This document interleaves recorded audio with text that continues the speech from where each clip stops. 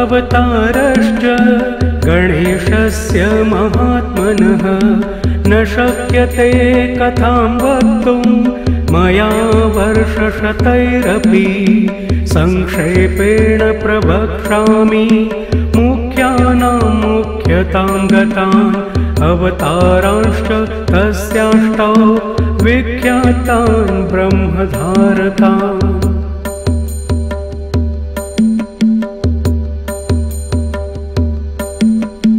वक्रतुण्डावतारश्च देहिना ब्रह्मधारकः मत्सरासुरहन्ता स सिंहवानगः स्मृतः एकदन्तावतारो वै देहिनां ब्रह्मधारकः मदासुरस्य हन्ता स आखुवाहनगः स्मृतः।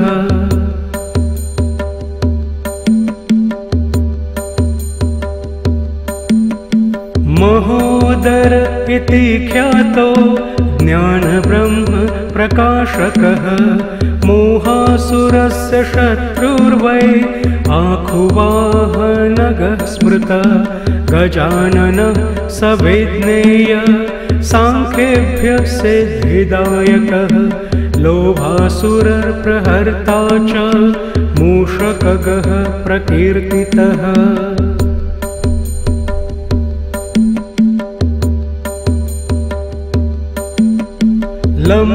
लम्बोदरावतारो वै क्रोधसुरनिबर्हणः आखुगः शक्तिब्रह्मा सन्तस्य धारक उच्यते विकटो नाम विख्यातः कामासुरप्रदाहकः मयूरवाहनश्चायं सौरमात्मधर स्मृतः।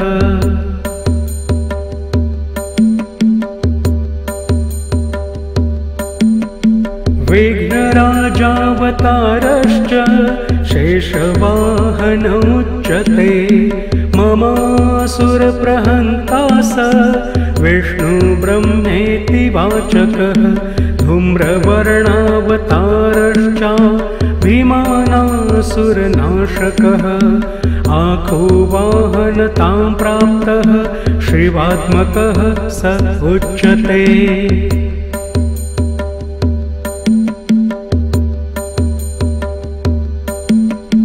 एतेष्टौ ते मया प्रोक्ता गणेशांशा विनायकः येषां भजनमात्रेण स्वस्वब्रह्मप्रधारका स्वानन्दवासकारी स गणेशान् प्रकथते स्वानन्दे योगिर्भिदृष्टो ब्रह्मणि नात्र संशयः।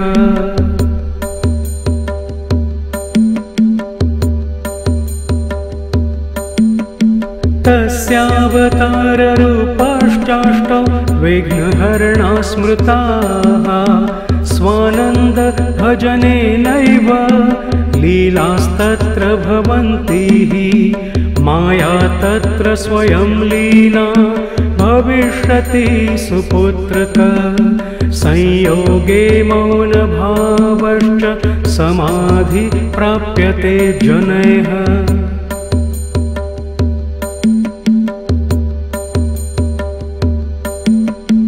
अयोगे गणराजस्य भजनेनैव सिद्ध्यति मायाभेदमयं ब्रह्म निवृत्ति प्राप्यते परा योगात्मक गणेशानो ब्रह्मणस्पति वाचकः तत्र शान्ति समाख्याता योगरूपा जनैः कृता।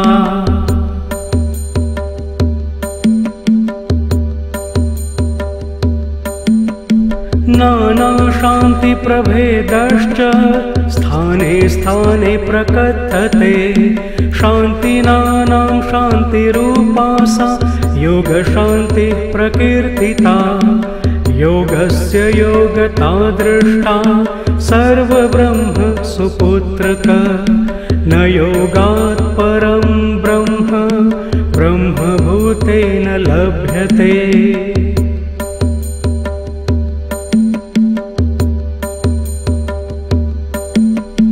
एतदेव परं गुह्यं कथितं वत्स ते लिखं। भज त्वं सर्वभावेन गणेशं ब्रह्मनायकं। पुत्रपौत्रादिप्रदं स्तोत्रमिदं शोकविनाशनं। धनधान्यसमृद्ध्यादिप्रदं भावी न संशयः।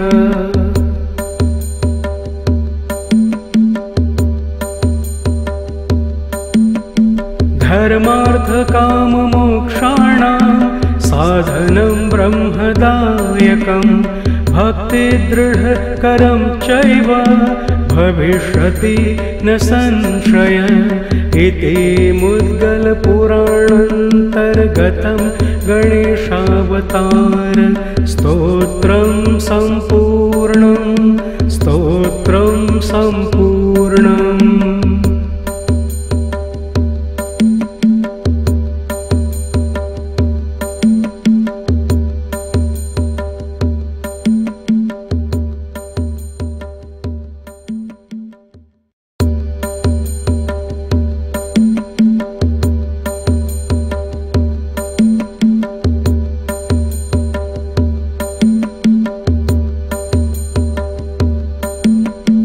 अनन्ता अवतारश्च गणेशस्य महात्मनः।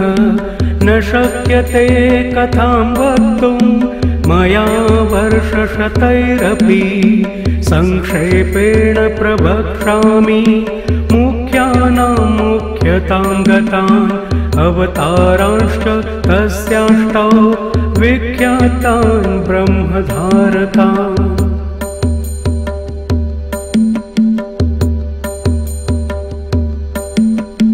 वक्रतुण्डावतारश्च देहिना ब्रह्मधारकः।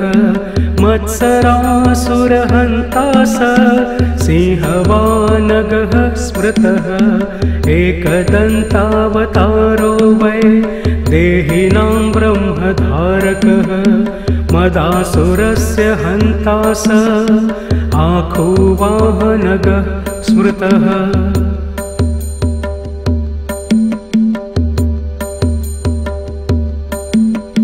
महोदर इति ख्यातो ज्ञानब्रह्म प्रकाशकः। मोहासुरस्य शत्रुर्वै आखुवाहनगः स्मृतः। गजाननः सविज्ञेय सांख्येभ्यः सिद्धिदायकः। लोभासुरप्रहर्ता च मूषकगः प्रकीर्तितः।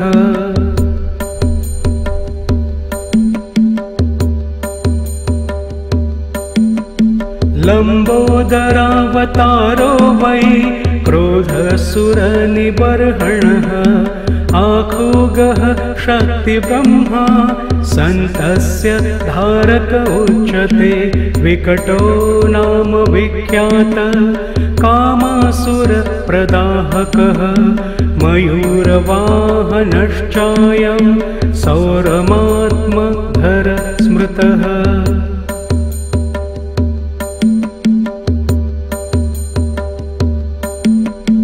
विघ्नराजावतारश्च शेषवाहनमुच्यते। ममासुरप्रहन्ता स विष्णुब्रह्मेति वाचकः।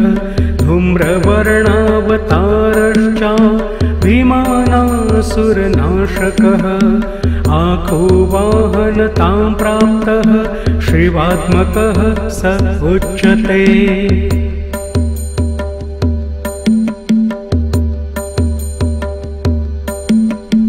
एतेष्टौ ते मया प्रोक्ता गणेशांशा विनायकः। येषां भजनमात्रेण स्वस्वब्रह्मप्रधारका। स्वानन्दवासकारी स गणेशान् प्रकथते। स्वानन्दे योगिर्भिदृष्टो ब्रह्मणि नात्र संशयः।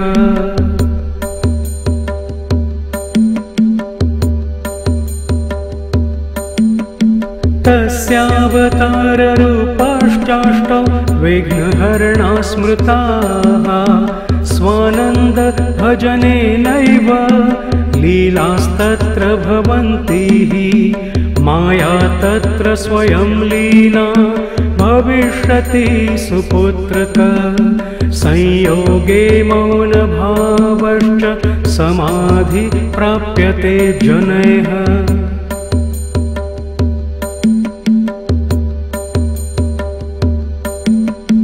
अयोगे गणराजस्य भजनेनैव सिद्ध्यति मायाभेदमयं ब्रह्म निवृत्ति प्राप्यते परा योगात्मक गणेशानो ब्रह्मणस्पतिवाचकः तत्र शान्ति समाख्याता योगरूपा जनैः कृता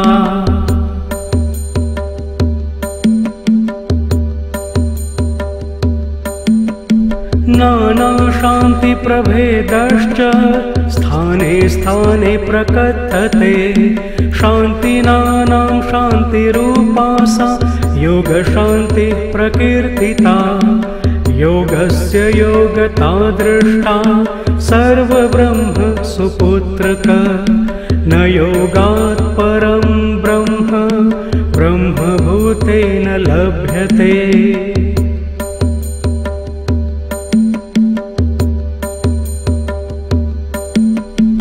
एतदेव परं गुह्यं कथितं वत्स ते लिखं भज त्वं सर्वभावेन गणेशं ब्रह्मनायकं पुत्रपौत्रादिप्रदं स्तोत्रमिदं शोकविनाशनं धनधान्यसमृद्ध्यादिप्रदं भावी न संशयः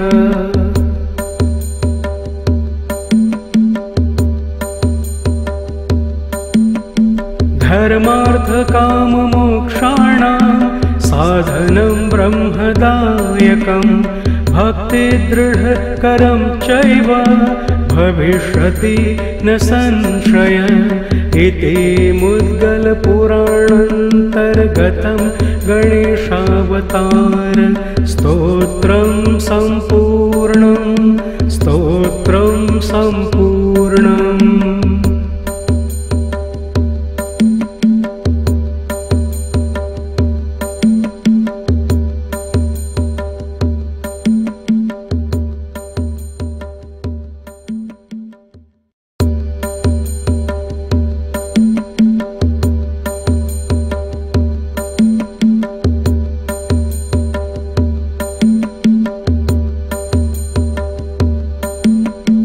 अनन्ता अवतारश्च गणेशस्य महात्मनः न शक्यते कथां वक्तुं मया वर्षशतैरपि संक्षेपेण प्रवक्ष्यामि मुख्यानां मुख्यतां गतान् अवतारांश्च तस्याष्टौ विख्यातान् ब्रह्मधारकान्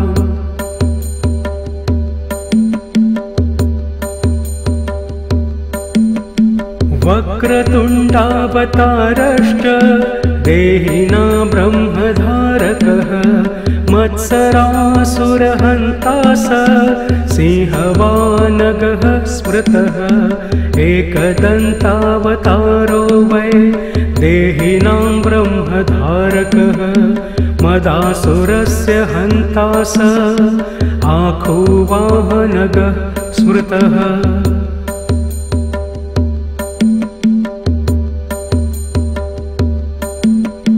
महोदर इति ख्यातो ज्ञानब्रह्म प्रकाशकः मोहासुरस्य शत्रुर्वै आखुवाहनगः स्मृतः गजाननः सविज्ञेय सांख्येभ्यः सिद्धिदायकः लोभासुरप्रहर्ता च मूषकगः प्रकीर्तितः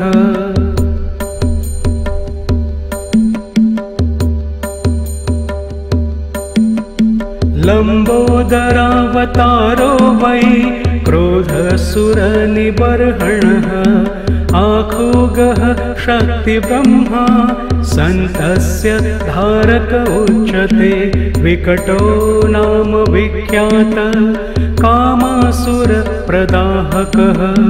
मयूरवाहनश्चायं सौरमात्मधर स्मृतः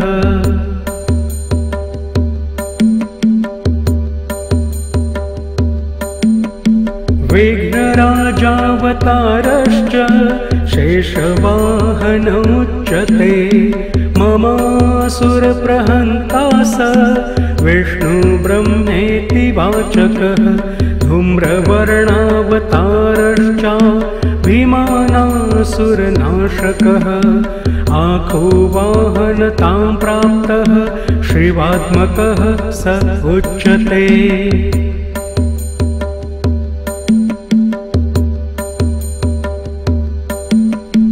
एतेष्टौ ते मया प्रोक्ता गणेशांशा विनायकः येषां भजनमात्रेण स्वस्वब्रह्मप्रधारका स्वानन्दवासकारी स गणेशां प्रकथते स्वानन्दे योगिर्भिदृष्टो ब्रह्मणि नात्र संशयः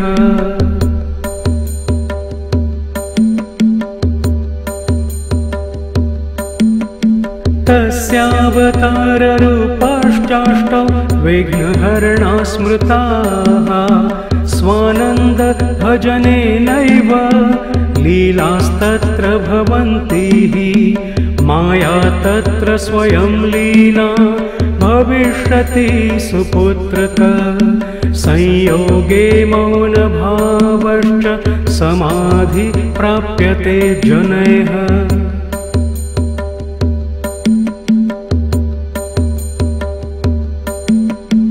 अयोगे गणराजस्य भजनेनैव सिद्ध्यति मायाभेदमयं ब्रह्म निवृत्ति प्राप्यते परा योगात्मक गणेशानो ब्रह्मणस्पतिवाचकः तत्र शान्ति समाख्याता योगरूपा जनैः कृता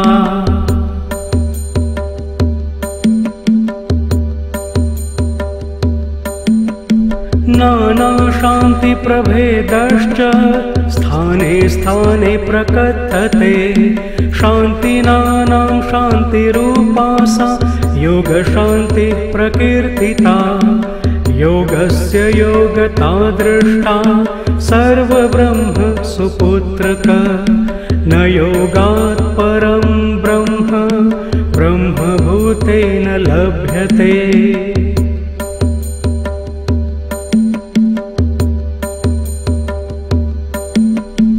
एतदेव परं गुह्यं कथितं वत्सते लिखं भज त्वं सर्वभावेन गणेशं ब्रह्मनायकं पुत्रपौत्रादिप्रदं स्तोत्रमिदं शोकविनाशनं धनधान्यसमृद्ध्यादिप्रदं भावी न संशयः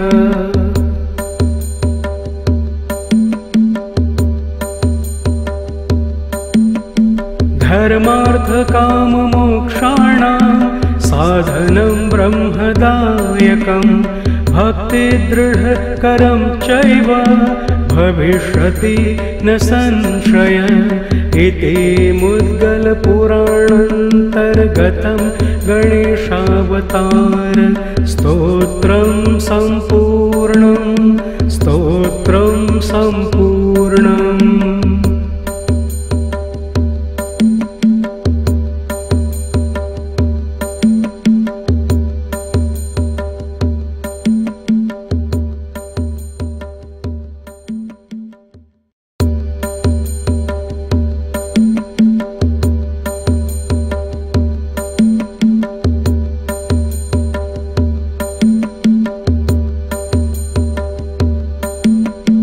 अनन्ता अवतारश्च गणेशस्य महात्मनः न शक्यते कथां वक्तुं मया वर्षशतैरपि संक्षेपेण प्रवक्ष्यामि मुख्यानां मुख्यतां गतान् अवतारांश्च तस्याष्टौ विख्यातान् ब्रह्मधारकान्।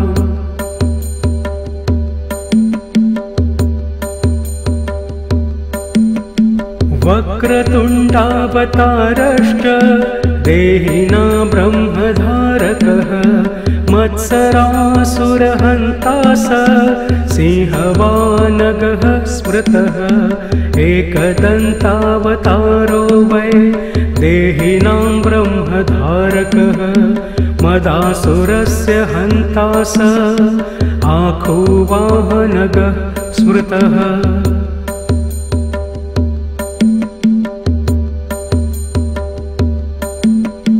महोदर इति ख्यातो ज्ञानब्रह्म प्रकाशकः मोहासुरस्य शत्रुर्वै आखुवाहनगः स्मृतः गजाननः सविज्ञेय सांख्येभ्यः सिद्धिदायकः लोभासुरप्रहर्ता च मूषकगः प्रकीर्तितः।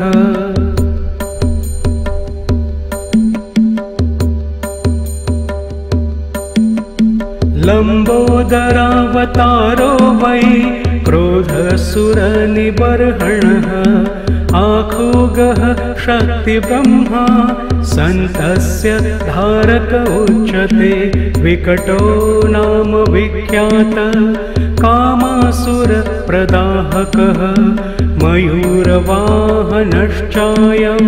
सौरमात्मधर स्मृतः।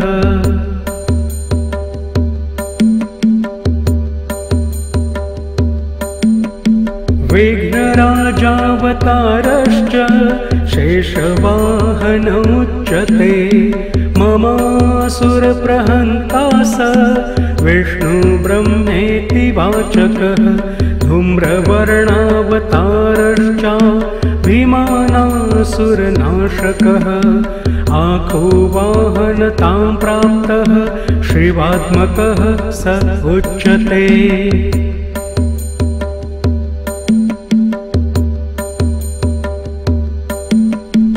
एतेष्टौ ते मया प्रोक्ता गणेशांशा विनायकः येषां भजनमात्रेण स्वस्वब्रह्मप्रधारका स्वानन्दवासतारी स गणेशान् प्रकथते स्वानन्दे योगिर्भिदृष्टो ब्रह्मणि नात्र संशयः।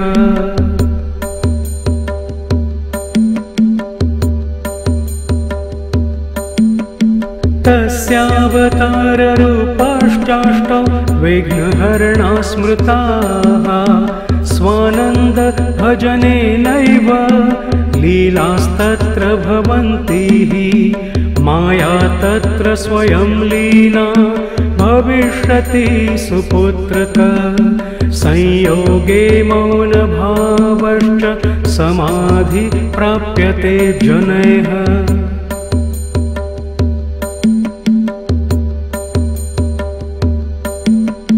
अयोगे गणराजस्य भजनेनैव सिद्ध्यति मायाभेदमयं ब्रह्म निवृत्ति प्राप्यते परा योगात्मक गणेशानो ब्रह्मणस्पतिवाचकः तत्र शान्ति समाख्याता योगरूपा जनैः कृता।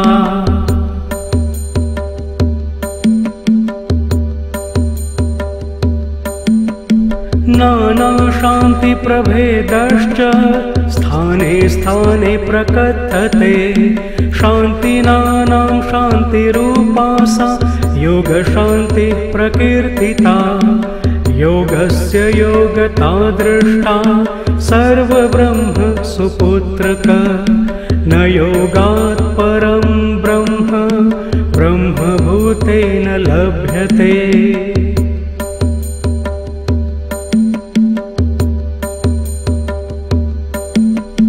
एतदेव परं गुह्यं कथितं वत्सते लिखं भज त्वं सर्वभावेन गणेशं ब्रह्मनायकं पुत्रपौत्रादिप्रदं स्तोत्रमिदं शोकविनाशनं धनधान्यसमृद्ध्यादिप्रदं भावी न संशयः।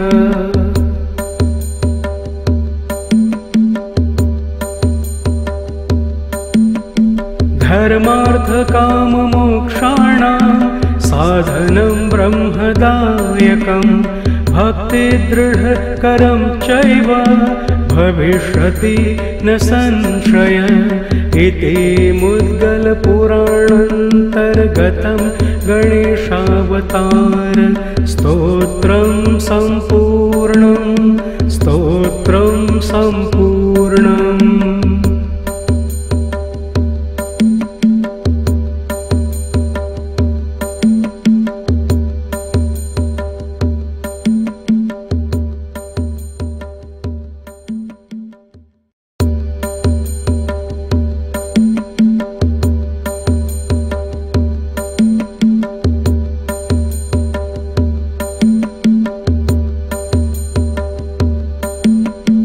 अनन्ता अवतारश्च गणेशस्य महात्मनः न शक्यते कथां वक्तुं मया वर्षशतैरपि संक्षेपेण प्रवक्ष्यामि मुख्यानां मुख्यतां गतान् अवतारांश्च तस्याष्टौ विख्यातान् ब्रह्मधारकान्।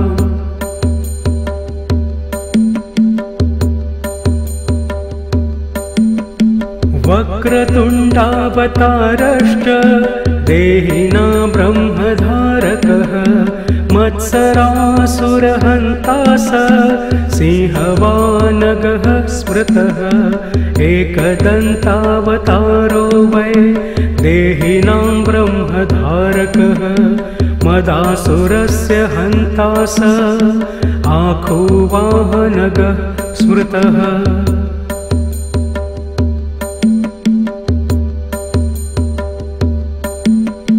महोदर इति ख्यातो ज्ञानब्रह्म प्रकाशकः मोहासुरस्य शत्रुर्वै आखुवाहनगः स्मृतः गजाननः सविज्ञेय सांख्येभ्यः सिद्धिदायकः लोभासुरप्रहर्ता च मूषकगः प्रकीर्तितः।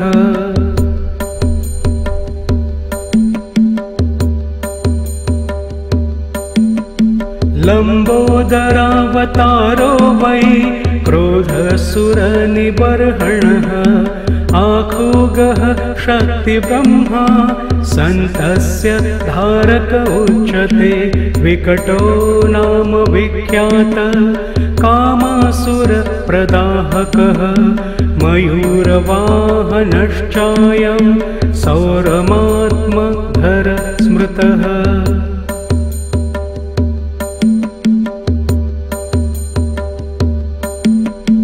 विघ्नराजावतारश्च शेषवाहनमुच्यते ममासुरप्रहन्ता स विष्णुब्रह्मेति वाचकः धूम्रवर्णावतारश्च भीमानासुरनाशकः आखुवाहनतां प्राप्तः शिवात्मकः स उच्यते।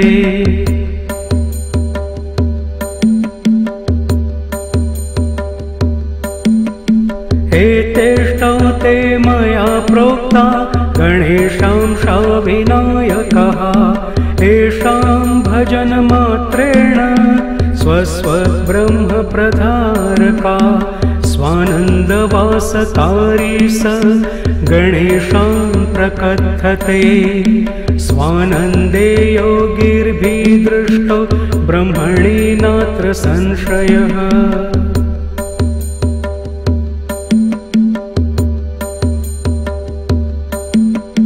तस्यावताररूपाश्चाष्टौ विघ्नहरणा स्मृताः स्वानन्द भजनेनैव लीलास्तत्र भवन्ति माया तत्र स्वयं लीना भविष्यति सुपुत्रक संयोगे मौनभावश्च समाधि प्राप्यते जनैः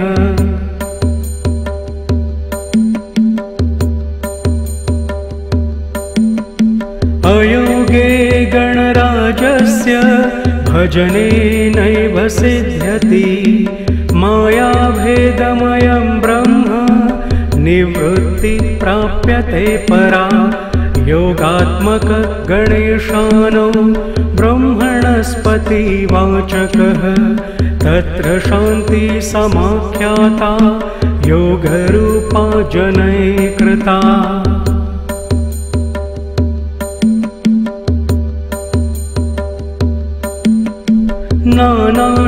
नानाशान्तिप्रभेदश्च स्थाने स्थाने प्रकथते शान्तिनानां शान्तिरूपा सा योगशान्तिः प्रकीर्तिता योगस्य योगता दृष्टा सर्वब्रह्म सुपुत्रक न योगात् परं ब्रह्म ब्रह्मभूतेन लभ्यते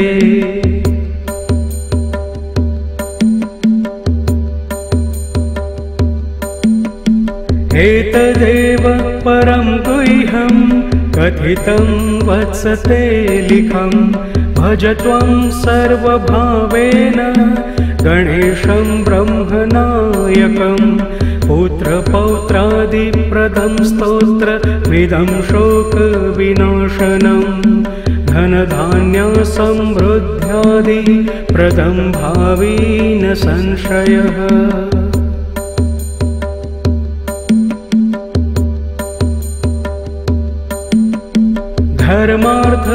धर्मार्थकाममोक्षाणां साधनं ब्रह्मदायकं भक्तिदृढकरं चैव भविष्यति न संशय इति मुद्गलपुराणान्तर्गतं गणेशावतार स्तोत्रं सम्पूर्णम्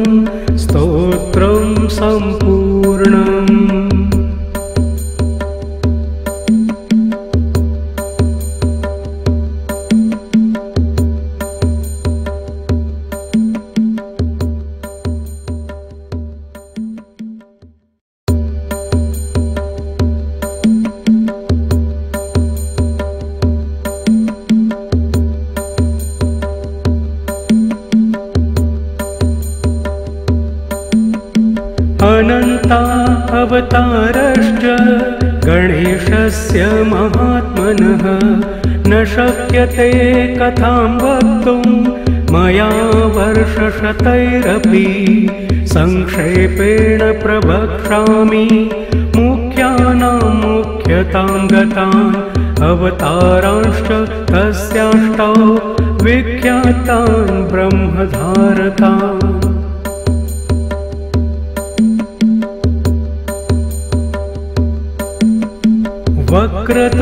वक्रतुण्डावतारश्च देहिना ब्रह्मधारकः मत्सरासुरहन्ता स सिंहवानगः स्मृतः एकदन्तावतारो वै देहिनां ब्रह्मधारकः मदासुरस्य हन्ता स आखुवाहनगः स्मृतः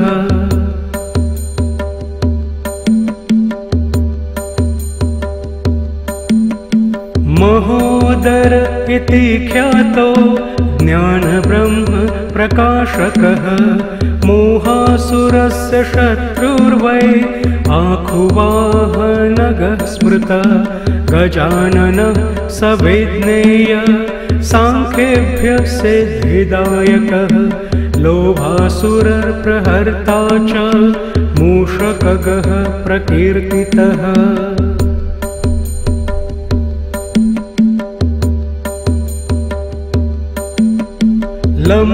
लंबोदरावतारो वै क्रोधसुरनिबर्हणः आखुगः शक्तिब्रह्मा सन्तस्य धारक उच्यते विकटो नाम विख्यात कामासुरप्रदाहकः मयूरवाहनश्चायं सौरमात्मधर स्मृतः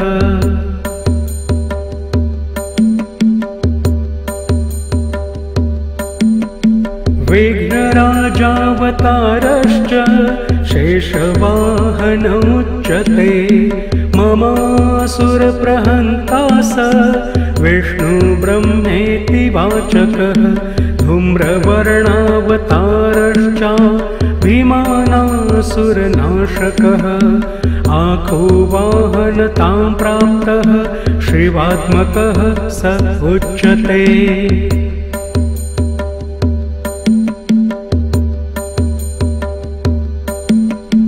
एतेष्टौ ते मया प्रोक्ता गणेशांशा विनायकः येषां भजनमात्रेण स्वस्वब्रह्मप्रधारका स्वानन्दवासकारी स गणेशान् प्रकथते स्वानन्दे योगिर्भिदृष्टो ब्रह्मणि नात्र संशयः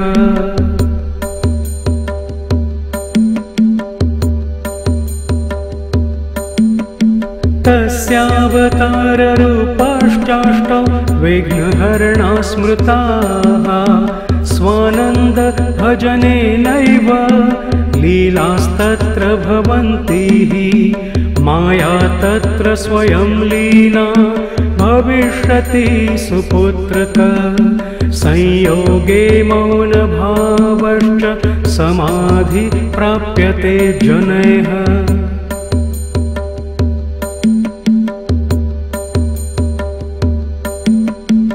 अयोगे गणराजस्य भजनेनैव सिद्ध्यति मायाभेदमयं ब्रह्म निवृत्ति प्राप्यते परा योगात्मक गणेशानो ब्रह्मणस्पतिवाचकः तत्र शान्ति समाख्याता योगरूपा जनैः कृता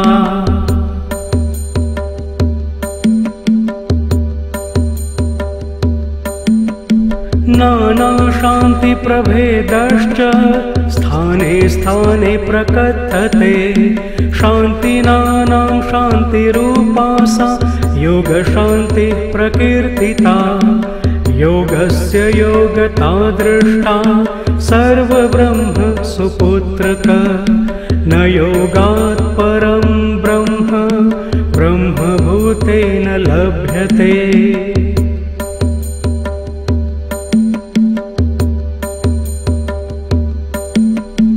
एतदेव परं गुह्यं कथितं वत्सते लिखं भज त्वं सर्वभावेन गणेशं ब्रह्मनायकं पुत्रपौत्रादिप्रदं स्तोत्रमिदं शोकविनाशनं धनधान्यसमृद्ध्यादिप्रदं भावी न संशयः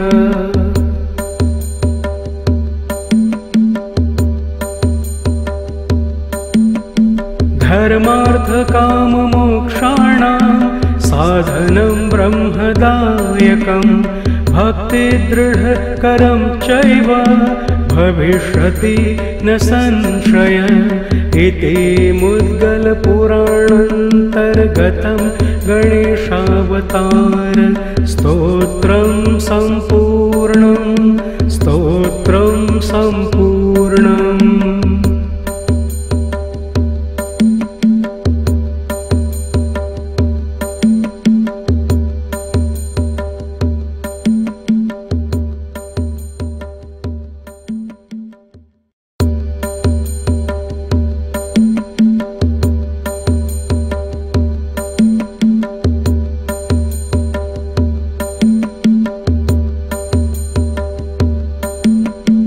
अनन्ता अवतारश्च गणेशस्य महात्मनः न शक्यते कथां वक्तुं मया वर्षशतैरपि संक्षेपेण प्रवक्ष्यामि मुख्यानां मुख्यतां गतान् अवतारांश्च तस्याष्टौ विख्यातान् ब्रह्मधारकान्।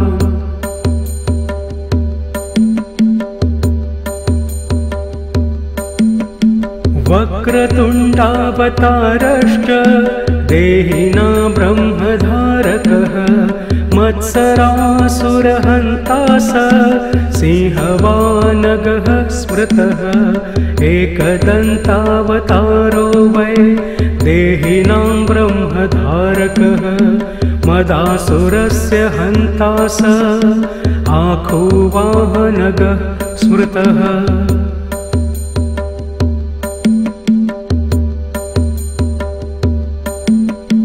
महोदर इति ख्यातो ज्ञानब्रह्म प्रकाशकः मोहासुरस्य शत्रुर्वै आखुवाहनगः स्मृतः गजाननः सविज्ञेय सांख्येभ्यः सिद्धिदायकः लोभासुरप्रहर्ता च मूषकगः प्रकीर्तितः।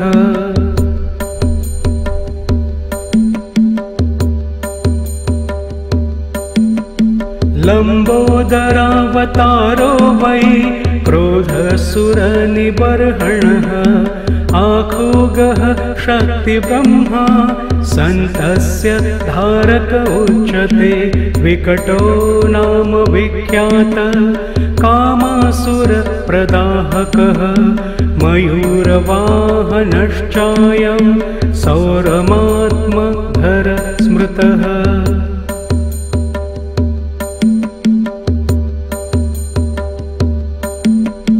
विघ्नराजावतारश्च शेषवाहनमुच्यते ममासुरप्रहन्ता स विष्णुब्रह्मेति वाचकः धूम्रवर्णावतारश्च भीमानासुरनाशकः आखुवाहनतां प्राप्तः शिवात्मकः स उच्यते।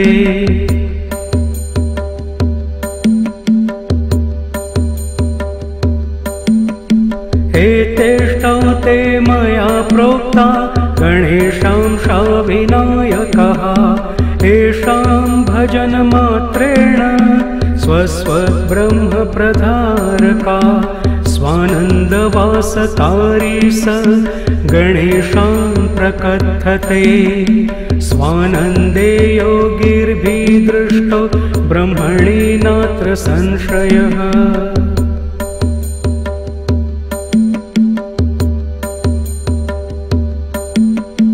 तस्यावताररूपाश्चाष्टौ विघ्नहरणा स्मृताः स्वानन्द भजनेनैव लीलास्तत्र भवन्ति माया तत्र स्वयं लीना भविष्यति सुपुत्रक संयोगे मौनभावश्च समाधि प्राप्यते जनैः।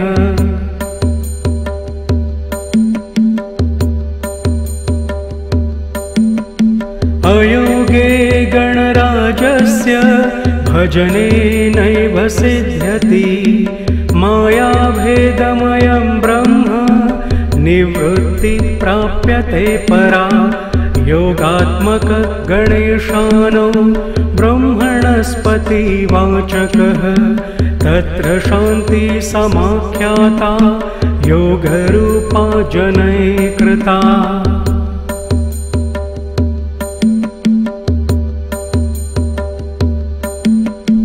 नानाशान्तिप्रभेदश्च स्थाने स्थाने प्रकथते शान्तिनानां शान्तिरूपा सा योगशान्तिः प्रकीर्तिता योगस्य योगता दृष्टा सर्वब्रह्म सुपुत्रक न योगात् परं ब्रह्म ब्रह्मभूतेन लभ्यते।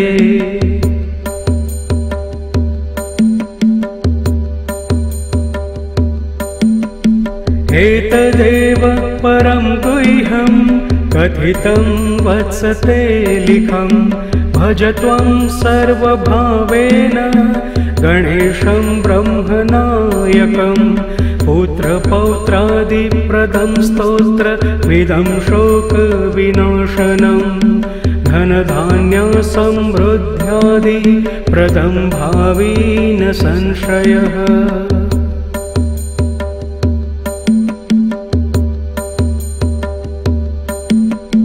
धर्मार्थकाममोक्षाणां साधनं ब्रह्मदायकं भक्तिदृढकरं चैव भविष्यति न संशय इति मुद्गलपुराणान्तर्गतं गणेशावतार स्तोत्रं सम्पूर्णम्।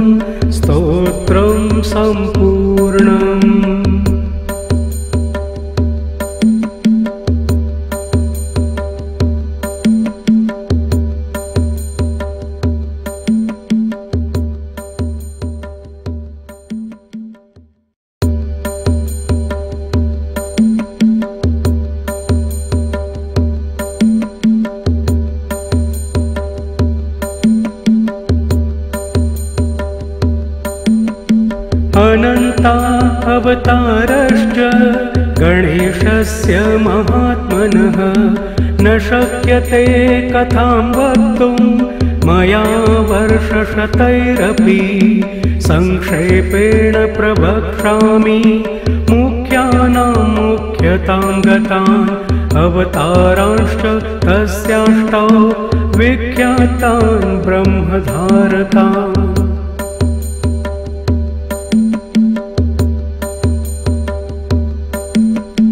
वक्रतुण्डावतारश्च देहिना ब्रह्मधारकः मत्सरासुरहन्ता स सिंहवानगः स्मृतः एकदन्तावतारो वै देहिनां ब्रह्मधारकः मदासुरस्य हन्ता स आखुवाहनगः स्मृतः।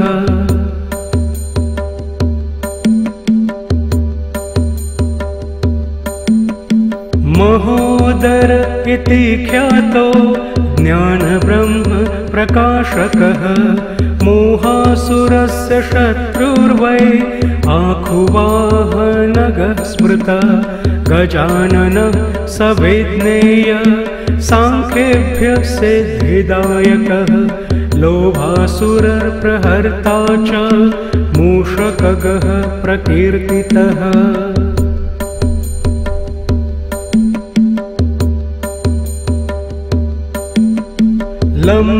लम्बोदरावतारो वै क्रोधसुरनिबर्हणः आखुगः शक्तिब्रह्मा सन्तस्य धारक उच्यते विकटो नाम विख्यात कामासुरप्रदाहकः मयूरवाहनश्चायं सौरमात्मधर स्मृतः।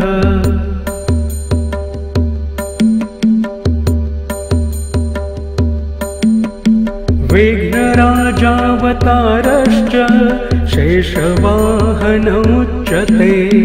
ममासुरप्रहन्ता स विष्णुब्रह्मेति वाचकः धूम्रवर्णावतारश्च भीमानासुरनाशकः आखुवाहनतां प्राप्तः शिवात्मकः स उच्यते।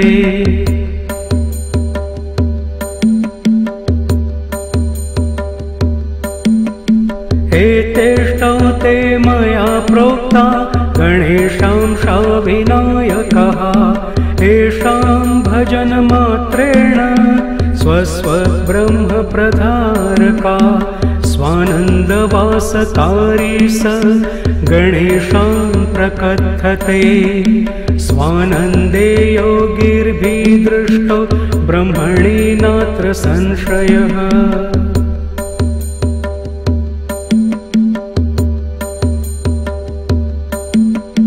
तस्यावताररूपाश्चाष्टौ विघ्नहरणा स्मृताः स्वानन्द भजनेनैव लीलास्तत्र भवन्ति माया तत्र स्वयं लीना भविष्यति सुपुत्रक संयोगे मौनभावश्च समाधि प्राप्यते जनैः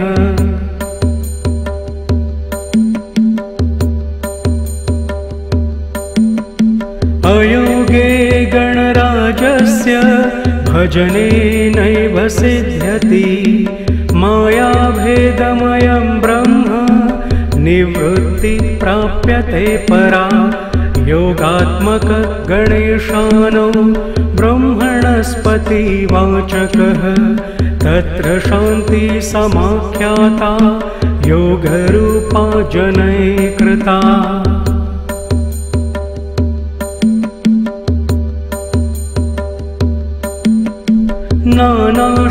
नानाशान्तिप्रभेदश्च स्थाने स्थाने प्रकथते शान्तिनानां शान्तिरूपा सा योगशान्तिः प्रकीर्तिता योगस्य योगता दृष्टा सर्वब्रह्म सुपुत्रक न योगात् परं ब्रह्म ब्रह्मभूतेन लभ्यते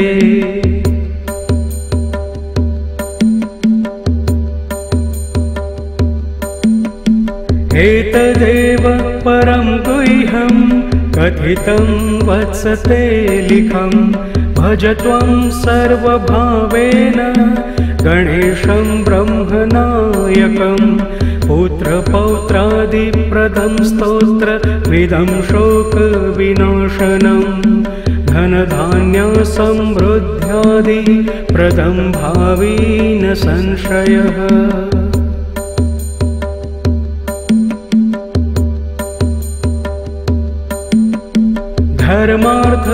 धर्मार्थकाममोक्षाणां साधनं ब्रह्मदायकं भक्तिदृढकरं चैव भविष्यति न संशय इति मुद्गलपुराणान्तर्गतं गणेशावतार स्तोत्रं सम्पूर्णम्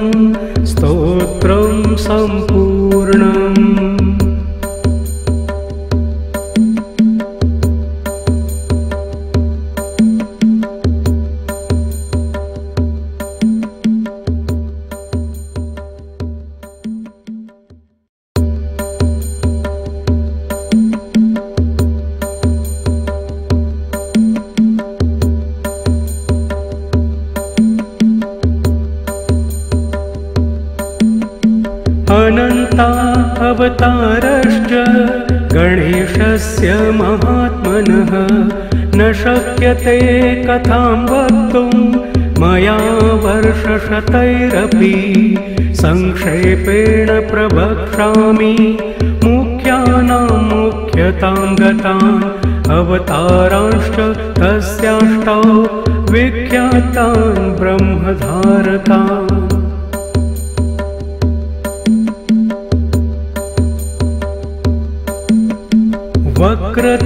वक्रतुण्डावतारश्च देहिना ब्रह्मधारकः मत्सरासुरहन्ता स सिंहवानगः स्मृतः एकदन्तावतारो वै देहिनां ब्रह्मधारकः मदासुरस्य हन्ता स आखुवाहनगः स्मृतः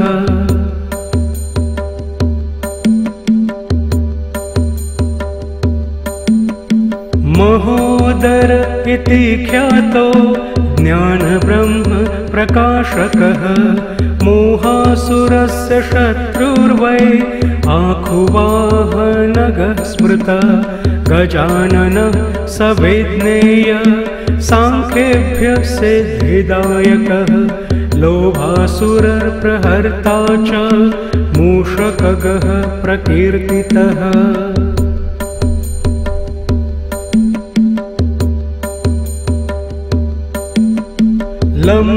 लम्बोदरावतारो वै क्रोधसुरनिबर्हणः आखुगः शक्तिब्रह्मा सन्तस्य धारक उच्यते विकटो नाम विख्यात कामासुरप्रदाहकः मयूरवाहनश्चायं सौरमात्मधर स्मृतः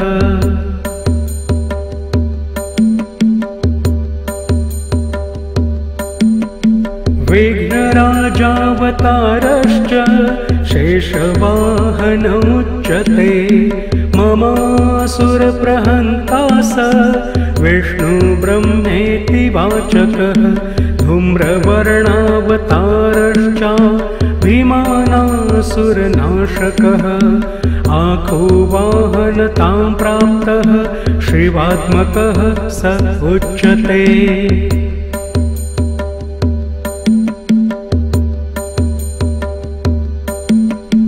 एतेष्टौ ते मया प्रोक्ता गणेशांशा विनायकः येषां भजनमात्रेण स्वस्वब्रह्मप्रधारका स्वानन्दवासकारी स गणेशान् प्रकथते स्वानन्दे योगिर्भिदृष्टो ब्रह्मणि नात्र संशयः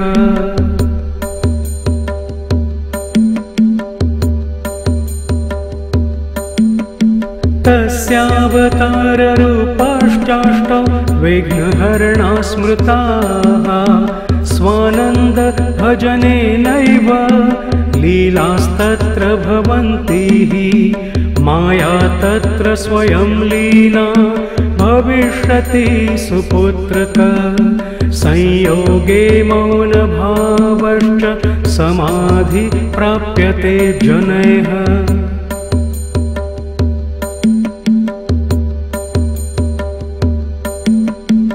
अयोगे गणराजस्य भजनेनैव सिद्ध्यति मायाभेदमयं ब्रह्म निवृत्ति प्राप्यते परा योगात्मक गणेशानो ब्रह्मणस्पतिवाचकः तत्र शान्ति समाख्याता योगरूपा जनैः कृता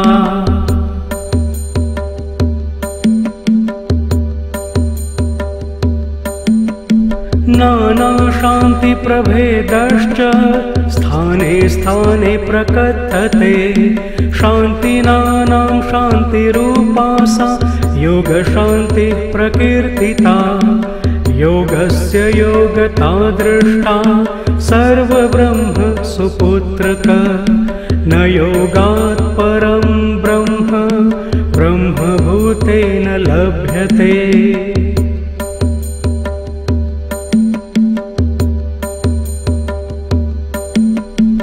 एतदेव परं गुह्यं कथितं वत्सते लिखं भज त्वं सर्वभावेन गणेशं ब्रह्मनायकं पुत्रपौत्रादिप्रदं स्तोत्रमिदं शोकविनाशनं धनधान्यसमृद्ध्यादिप्रदं भावी न संशयः